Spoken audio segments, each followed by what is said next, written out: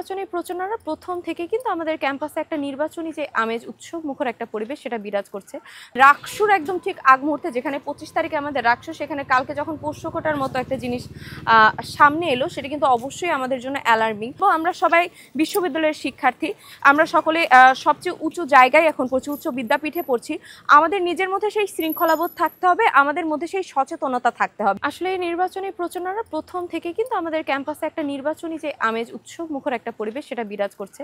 সকল প্রার্থীরাই কিন্তু ব্যস্ত সময় পার করছে, ভোটারদের কাছে যাচ্ছে, তাদের বার্তা পৌঁছে দিচ্ছে, ভোটাররা তাদের পরামর্শ দিচ্ছে। এবং আসলে আমাদের জীবনেও কিন্তু এটা একটা প্রথম ভোটের পরিবেশ আমরা সকলে মিলে উপভোগ করছি। এবং যারা ভোটার রয়েছেন তারাও কিন্তু এই বিভিন্ন রকম লিফলেট কালেক্ট করছে, কার্ডটা কত বেশি ইউনিক, কত সুন্দর, এগুলো নিয়ে তারা আলোচনা করছে এবং সবাই মিলে এই পুরো ব্যাপারটাকে উপভোগ করার একটা চেষ্টা করছে। আমরা আশা রাখি এরকম সকল প্রার্থী যদি সৌহার্দ্যপূর্ণ একটা সম্পর্ক রেখে আমরা 25 তারিখ পর্যন্ত কাজ করতে পারি, আমরা একটা সুন্দর রাকসু পাবো। আসলে রাকসুর একদম ঠিক আগ মুহূর্তে যেখানে 25 তারিখে আমাদের রাকসু, সেখানে কালকে যখন পোষ্যকোটার মতো একটা জিনিস সামনে এলো, সেটা কিন্তু অবশ্যই আমাদের জন্য অ্যালার্মিং।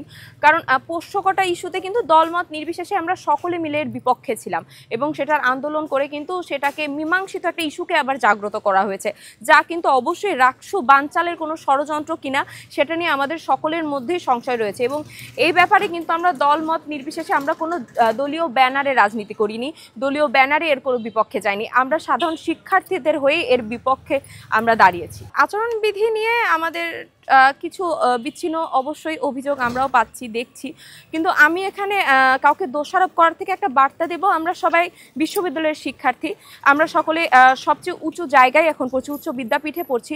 আমাদের নিজের মধ্যে সেই শৃঙ্খলাবোধ থাকতে হবে, আমাদের মধ্যে সেই সচেতনতা থাকতে হবে, যাতে আমরা আচরণবিধিটা ঠিকভাবে মেনে, মাত্রই 10 দিনের ব্যাপার, 10 দিন যাতে পূর্ণাঙ্গ আচরণবিধি মেনে আমরা কাজ করতে পারি, তাহলে আমাদের কারোর মধ্যে কোনো দ্বন্দ্ব, কোনো রকম খারাপ কোনো সিচুয়েশন আসার বা কাদা ছোড়াছুড়ি করার কোনো জায়গা থাকবে না। এবং আমি আশা রাখবো আমাদের নির্বাচন কমিশনার যেন এখানে পরিপূর্ণ ভূমিকা রাখে, সে যেন এই ব্যাপারে স্ট্রিক্ট হয় আচরণবিধির ব্যাপারে।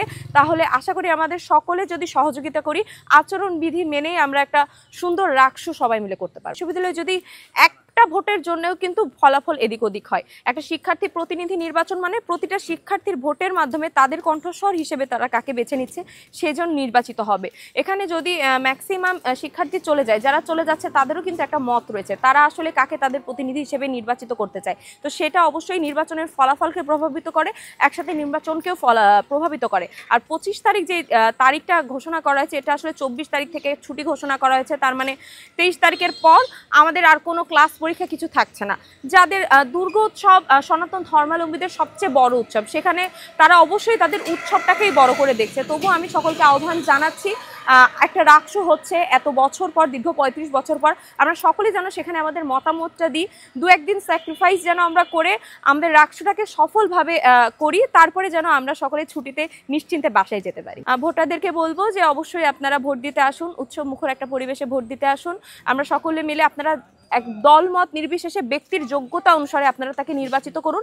আমাদের কাজ কিন্তু শিক্ষার্থীদের কণ্ঠস্বর হওয়া, আমরা কারোর নিজের ক্ষমতা বলে, নিজের টাকা পয়সা দিয়ে কিন্তু কোনো উন্নয়ন করব না। আমরা আপনাদের কণ্ঠস্বর হয়ে প্রশাসন অবধি সেই দাবি দাওয়া পৌঁছে দেব এবং প্রশাসন কর্তৃক সেই কাজগুলোকে চলমান রাখার চেষ্টা করব। আপনারা অবশ্যই ভোট দিতে আসবেন, যোগ্য প্রার্থী আপনাদের কাছে যাকে মনে হয় তাকেই বেছে নেবেন। আমি যেহেতু এজিএস পদপ্রার্থী, এজিএসে বদলাবে নারী নেতৃত্বের ধাঁচ, রাবিয়ানদের দৃষ্টি আকর্ষণ করছি ব্যালট নাম্বার 5।